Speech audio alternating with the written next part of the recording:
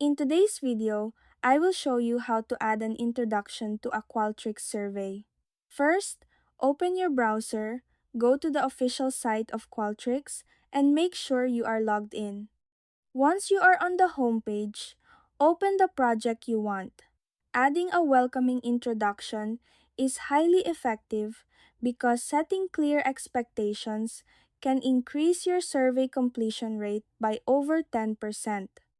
Once you are inside your survey builder, look for the bottom of your first section and click on Add New Question. From the Question Types drop-down menu, select Text or Graphic. This specific question type doesn't collect an answer, making it perfect for descriptive information or introductory notes.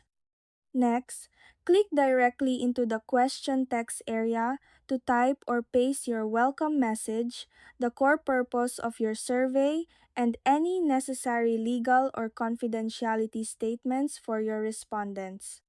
Finally, to ensure this message is the very first thing people see, click on the three dots icon on the side of the question box, select Move Question, and make sure Top of Block is selected.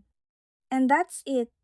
That's how you add an introduction to a Qualtrics survey.